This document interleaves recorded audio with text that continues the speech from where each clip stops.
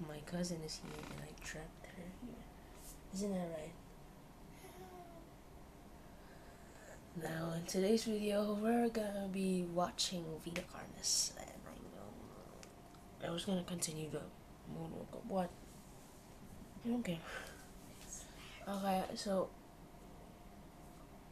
I said I was gonna continue the moonwalk up series, but I got too bored. It's not that scary at all. But in today's video we're gonna be watching VITA CARNIS, the meat-headed people. It's not right. Let's go watch it. It's about there. Let's just watch the videos, bro. It's all in order, so let's play all. I'm gonna get traumatized. I was checking out Sekai minigame. Look at this. Just open Sekai, then enter shopping cart, dodge. Okay, it's done. Skip it. I don't like ads. Warning, this video it shows imagery of graphic content like gore, flashing lights, and blah blah. Federal law provides severe civil and criminal penalties for the unauthorized viewing of this footage. On planet Earth, life has thrived for millions of years. Creatures big and small have found ways to adapt and evolve to flourish in all types of environments. From barren wastes to lush forests, life can be found. Earth has homed these creatures since the dawn of life itself. Only until very recently, things have changed. New life forms have appeared all around the globe and completely changing the balance of nature and what we know about evolution itself. That is why we, at National Living Meat Research, have been studying these new species, trying to help educate everyone about these creatures and their wondrous ways of life. First, what are these new life forms? Since their explosive arrival across the globe in 1931, there has been much debate on what these newcomers are and where they came from. Are they extraterrestrials coming to invade Earth? Or are they demons who come from hell to purge humanity? From what our scientists have discovered, no. The origins of these creatures are solely to Earth, miraculously out of nowhere. We don't know why or how, but one thing is for certain, Earth is now their home. What these creatures are is mysterious and still not well known today. But here is what we do know. These creatures are comprised mainly of muscle tissue, organs, and bones. They greatly resemble animals with no skin, or store-bought meat. Because of these characteristics, they have been named accordingly as VITA CARNIS. The Carnis species consume decaying, organic matter, but their main diet is composed of raw meat, not including their Carnis relatives. The Carnis only appear in places where there is an abundance of crawl, which leads to the first creature of the Carnis species, the crawl. The crawl is a growth of meaty tendrils that closely resemble the small intestine, the only difference being the dark red coloration. These tendrils grow in a similar pattern as vines, mold, or fungi. A primary stem structure is the host to divisions of other, smaller branches. And each tendril contains a variety of veins, arteries, and other similar organs used to transport nutrients absorbed from its surroundings. The ends of these tendrils are equipped with organelles used to absorb water and organic matter necessary for growth. The source of these organic materials is mainly found in dirt and soil on surrounding surfaces. Using its root-like tendrils, it absorbs the material and processes it into usable energy. Although, the crawl also obtains energy through another means. Using a sophisticated form of photosynthesis, the dark pigmentation of the smaller branches is ideal for absorbing sunlight, and therefore allowing solar energy to fuel the crawl's growth. Because of its efficiency, it thrives in almost all types of environments, easily allowing it to spread across the world, and can be found pretty much anywhere. Its recent inclusion in the ecosystem has caused many major changes in nature's balance. One may assume that the crawl's presence may outcompete any other competitors, but due to its unique life cycle, where old branches fall off and decay into nutrient-rich compost, all forms of life seemingly flourish instead. The crawl's abundance grants plenty of nourishment to all animals, from plants feeding on the decayed crawl, herbivores thriving on increased plant population, and carnivores feeding on both the abundant prey, and are able to eat the crawl as well. The presence of all these animals leave behind waste, which will be broken down and consumed by the crawl, and the cycle begins again. This form of symbiosis leads to an environment where all populations thrive. Humanity also uses the crawl to our advantage. Because of the supernatural rate of growth and its richness in nutrients, it has been sustainably cultivated into domestic. What was that? You see that? What was that? We saw that something was here.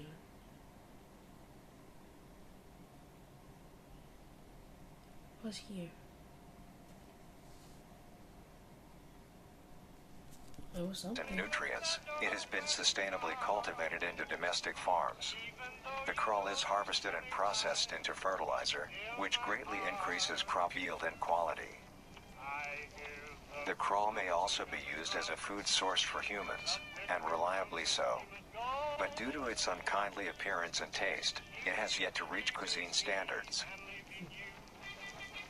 The crawl also plays a very important role in the next creatures that we have been studying. Sometimes, in a crawl-populated environment, a node of meat may develop on one of the branches. This node will fall off and grow into a functioning organism, and go to live on as an independent animal. This leads us to the upcoming species that we will be discussing. The first of these creatures are the trimmings. Oh. Oh, what was that? Go back on that. What did we play? There was a... Alicia, did you see that? Okay, never mind. You don't know anything. Made by Darren Killer. On the part where he explains what the VITA CARNIS eats, there's a glitch. Like that happens on any TV shows. And then at the end of the video, there's like a secret image, like there's like a prince and a king. Is that? I didn't get a very clear image of it. So let's continue on the next video. Buy now, pay next month. 0% interest on all items. Sigurado sa Shopee Mall. Download Shopee now. Shopee. Trimming.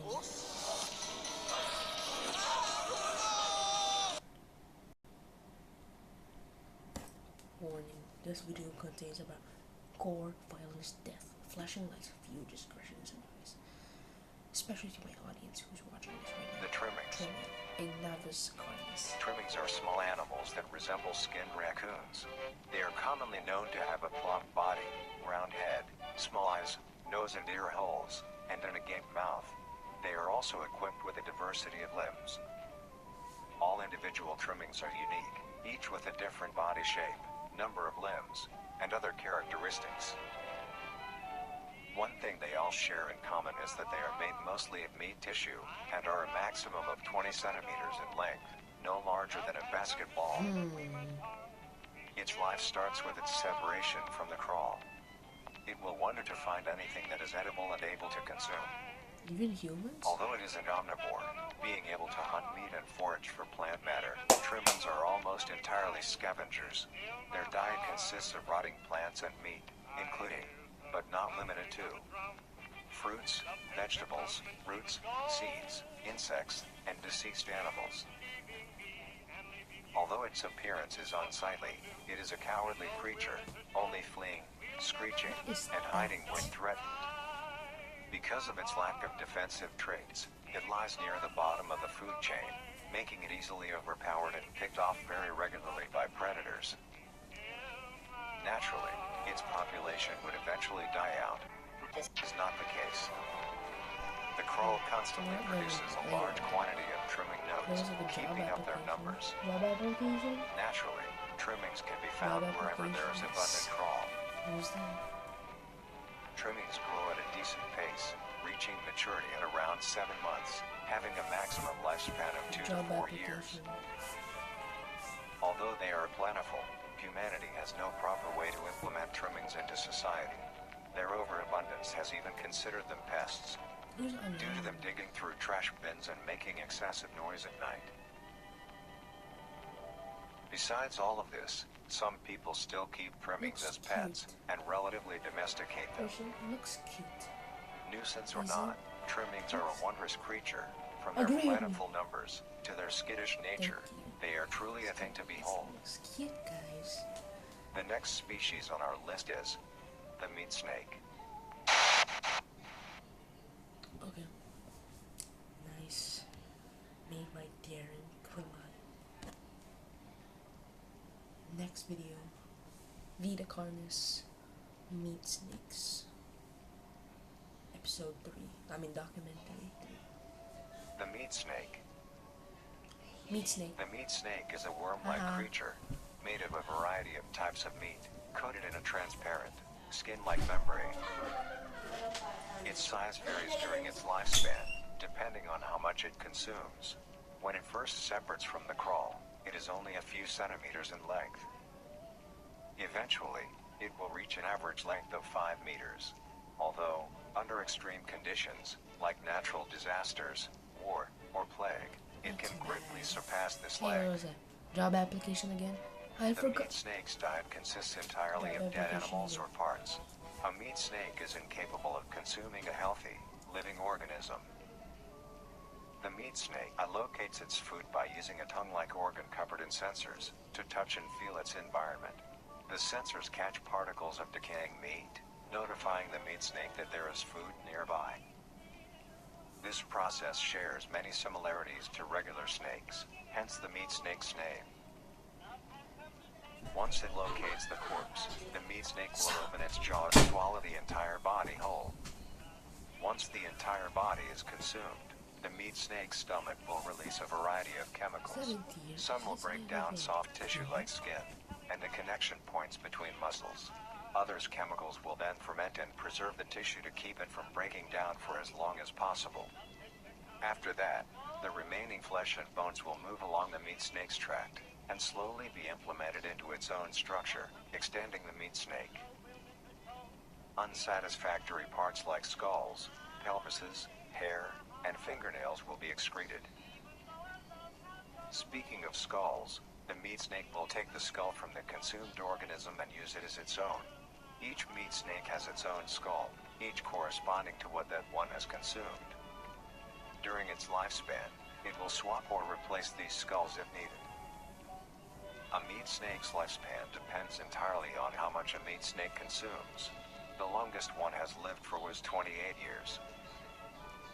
The meat snake has no predators and is immune to disease due to its preserving chemicals. The only significant ways a meat snake can die is through starvation, burning, or complete destruction of the meat snake's membrane coating. Interestingly, the meat snake is the only member of the Carnis family that is able to reproduce. When a meat snake reaches an excessive size and is in the conditions to do so, it will commence mitosis, splitting itself in two. Then the now two meat snakes will go on their separate ways and live on as two distinct organisms. Meat snakes can only be found in moderate temperature climates, not too hot, not too cold. Their population depends entirely on the amount of corpses available. Where there is death, there are meat snakes. Humanity will use them to our advantage. Meat snakes are a very efficient and clean way of disposing of any meat products. The preserving fluid within the meat snake's body disinfects the carrion, preventing the spread of disease. Humans use meat snakes in butcher shops as a waste bin, dispose roadkill, within war on the battlefield to dispose of festering bodies and parts, and within zoos to dispose of deceased animals. They are extremely tame, not caring if any creature is around them, only acting defensively when it is within consuming a meal. This means they are very easy to tame. Overall, meat snakes are a marvelous creature with a very interesting way of sustaining itself. It is an amazing experience to encounter one.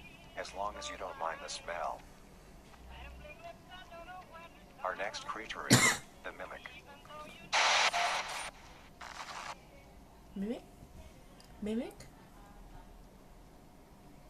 Pause. Pause that video. Oh gosh dang it, I hate you. You know what? I have nothing to review besides this one. This one. This one. And this part. Somewhere in this part there's like a job application in, but yeah, I'm not gonna review that. I wanna watch Disney Plus, you.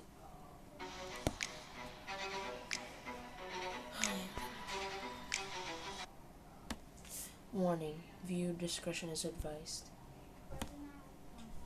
VITA CARNIS documentary for Mimic. Be quiet! I'm making a video.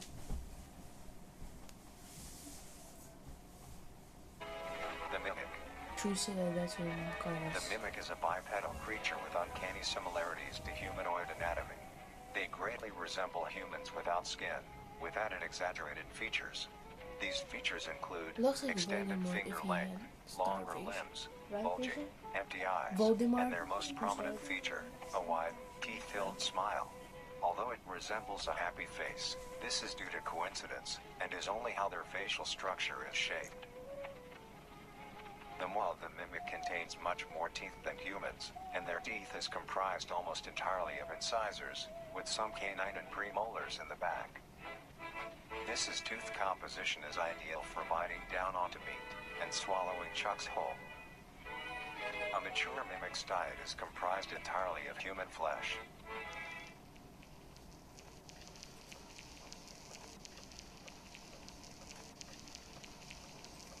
Because of this, they are found solely around human-populated areas. The mimic's life cycle is made of 3 stages. In the first stage, a young mimic separates from the crawl. They closely resemble their trimming relatives, but are thin, sleek, and only have 4 appendages. In this stage, the young mimic will hunt small animals, moving on to larger and larger as they grow.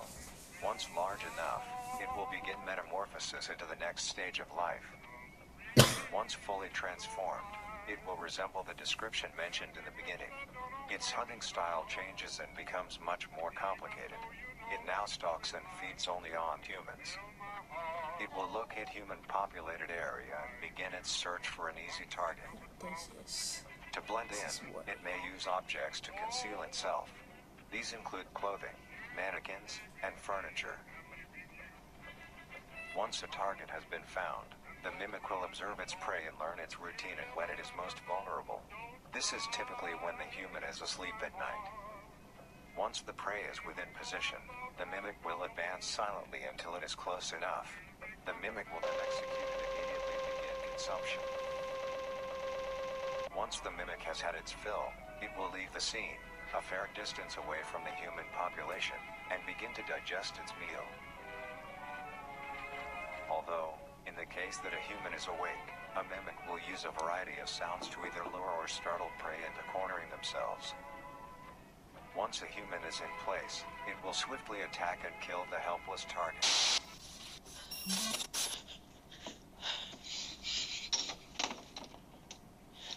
I don't like this.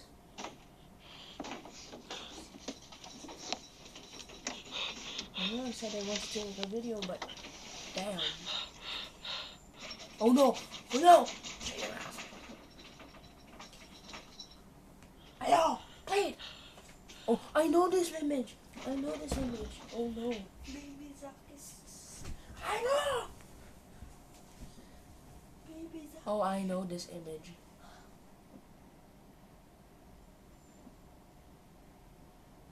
Oh no. Rachel!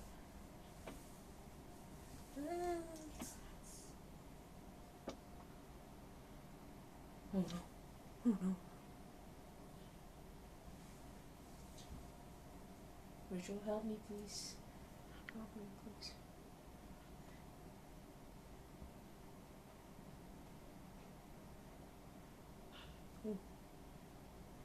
The heck? Salad fingers? Salad fingers, is that it? It's just. You sure? Fine, guys. The next stage of the mimic's life cycle has two potential morphs it may develop into. If a mimic has a consistent supply of food, it will develop more human-like features. It will grow skin, hair, and by the end will look nearly identical to a human being. It now can blend That's entirely why into it's like civilization mimic. and lure It's other called humans mimic. more effectively. The second type of morph happens when a mimic receives an overabundance of food. It will grow into a larger, more evolved hunter. Its proportions will increase in length, and its humanoid features will fade away. It grows a thick, dark coating of a flexible skin, which is highly durable, and increases in strength the more the elder mimic consumes. This excludes the face, which is now coated in a pale pink skin. The mimic's teeth have also moved deeper into the mimic's throat, leaving its mouth a toothless grin.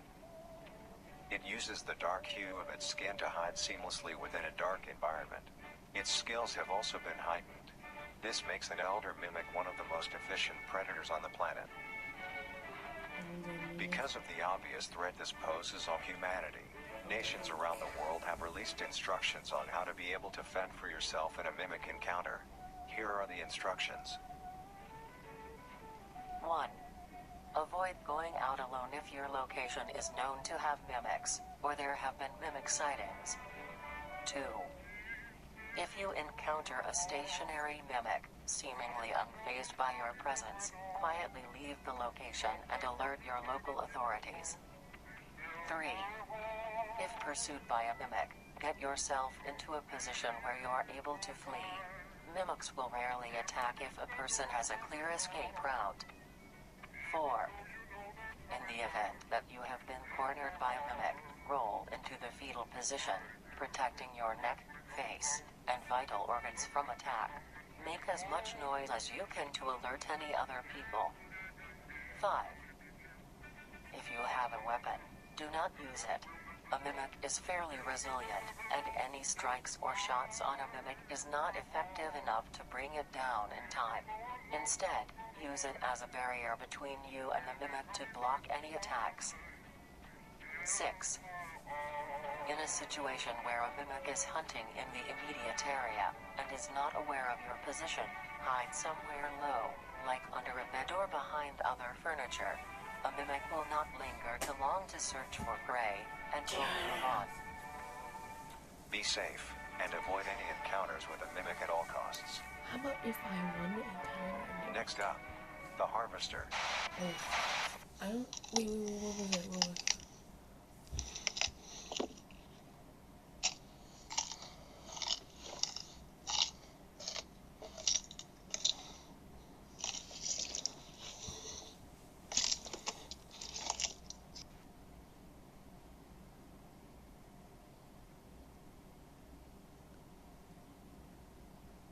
Did he use Capcom because of this? Can't stop finger combing my hair. Try the new Palmolive Naturals. Want to travel for less? I Agoda makes it easy. Book early, save big. Watch that. Agoda's got early bird. Warning: this video contains gore, violence, death, flashing lights. Viewer discretion is advised. Living Meat Research Documentary 5: Harvesters. The Harvester. I'm sorry, I didn't fight bird. The Harvester is a large, bulbous mass, with a large amount of tendrils spreading from the base.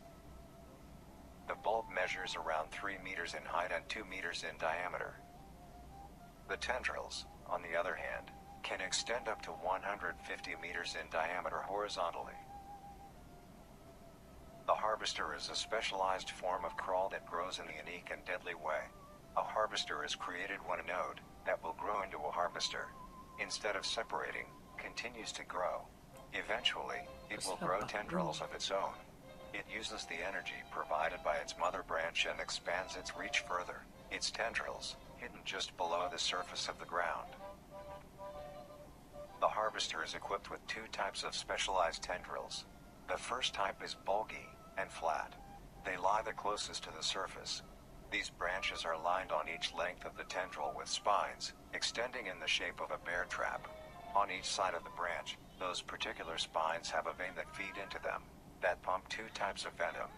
On one side, the spines can inject a neurotoxin, which will attack the nervous system of whomever it is injected into, causing sudden paralysis. The other side can inject an anticoagulant, which when injected, prevents blood cells from clotting. Whenever a large animal moves across the area armed with these tendrils, the branches will clamp onto the animal and thrash violently. Once the prey has been injected with both venoms, the tendrils will rest and the prey will immediately collapse. The animal will be unable to move due to the paralysis, and the wounds caused by the thrashing spines will not stop bleeding. All the prey can do is lie patiently, until succumbing to blood loss. Once the prey has bled out, the second type of tendrils come in. They lie below the spine equipped once. These branches are thin, but very sturdy. They share similar anatomy to the small branches of the crawl, equipped with organelle that absorbs nutrients. These tendrils sense the blood, and move their way to the surface and begin to absorb the vital fluid. Once the blood has been consumed, the tendrils will wrap around the body and begin to shuffle downwards. This movement loosens the soil and slowly pull the body underground. Once secure, the tendrils will continue to feed until there is nothing but scraps. The nourishment absorbed by the tendrils will be sucked back into the main bulb of the harvester. This bulb houses all the vital organs and the venom glands that pump into the spines. The nutrients are then converted into usable energy. The remains underground decompose, providing a rich soil, causing very prominent plant growth, which then attracts more animals.